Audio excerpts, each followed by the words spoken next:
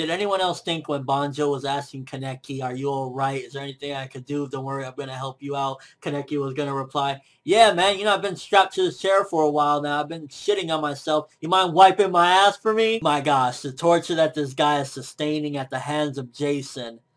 Fuck.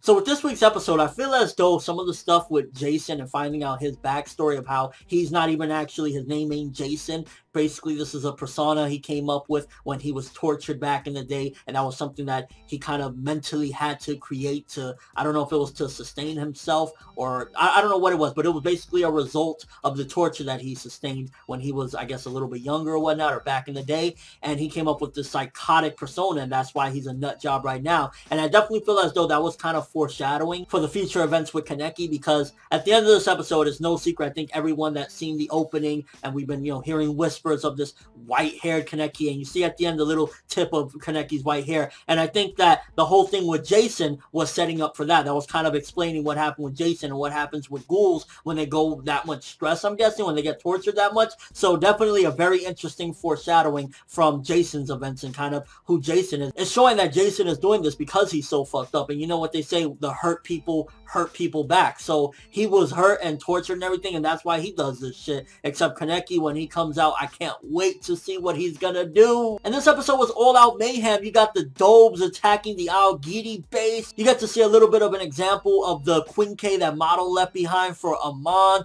and that shit looked beastly as hell. I ain't gonna lie. I was like, oh my gosh, when at first it's like some giant axe and then it splits into some dual wielding swords. It was looking beast as fuck, and it really just shows as well that Model's character wasn't there for nothing. It definitely played a big part, and it's starting to look like Amon has a very big role in not just, you know, the anime, but in the series, because definitely, you know, the manga continues after where the anime is going to leave off, and it's showing that he left behind a lot of things, Mado in particular, for Amon, but also Amon getting the best of both worlds. He had somebody that seemingly hated ghouls, Mado, but then he also had a ghoul that was like, you know, I don't hate, you know, people. I want to have everyone live together and everyone act normal and shit like that. So I think that Amon is going to be a pillar, a big pillar in bridging the gap between humans and ghouls, because definitely you see in this episode, he's kind of like still thinking about what Kaneki said. So it's looking more and more like Amon is going to have a very pivotal role in the entirety of the story. Okay, what the fuck is up with Nishio basically being a human punching bag? Like, in this episode, he gets shitted on again. I remember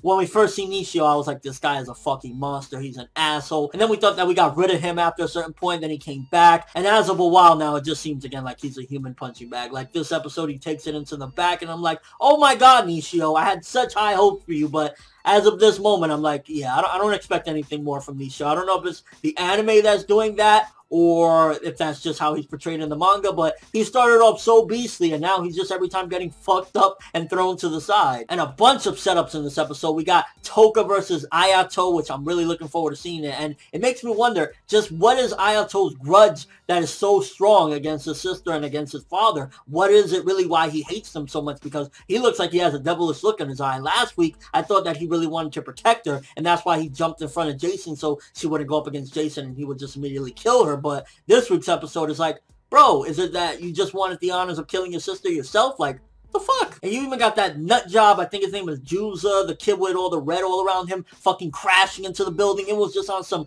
die-hard nut job shit between the Dobes and the Aogiri. I was like, oh my god, action heavy with fucking crazy intensity and moving forward in an epic way. But the one that got me the most interested is the one-eyed owl. When pretty much the Dobes were going up against him, I was like, I want to see more of this one-eyed owl, because you can see that his powers look like they're fucking crazy and everyone is scared. So major setup in that aspect as well. It's like, this dude is looking like he's going to be a monster. And I'm like, how are we going to cover? Like, one of the things I will say about this episode is you can definitely see the fast pacing. You got the fast pacing and the censorship. The censorship obviously will be cleared up in the Blu-rays, but it did feel noticeable yet again in this episode. A lot of censorship, and just the pacing was outrageously fast in this episode. And I'm like, with all these major setups, all of this is going to have to be covered in one episode, because next week is the finale of Tokyo Ghoul anime. So definitely kind of got me a little bit scared. Are they going to be able to pull it all off with white-haired Kaneki, the one-eyed owl? Like, so many things. Toka versus Ayato. There's a lot of things that they need to cover next episode,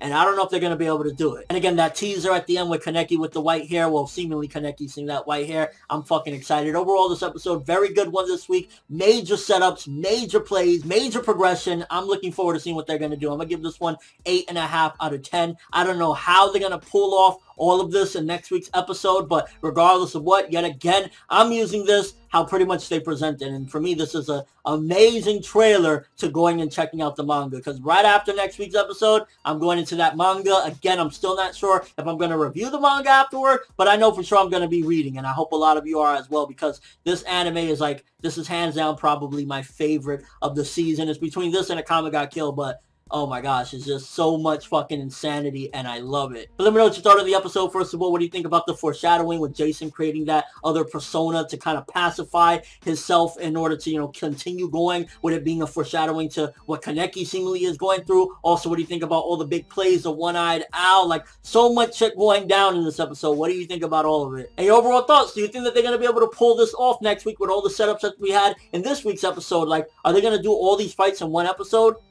Only time will tell, I guess, right? But that's all I have for this review. Thanks for watching. Hope you enjoyed. If you liked anything I had to say or enjoyed the video, drop me a like. I'd greatly appreciate it. And if you haven't subscribed, if you could do so as well, that would be awesome. I'm ForneverWorld, and as always, people, have an awesome day.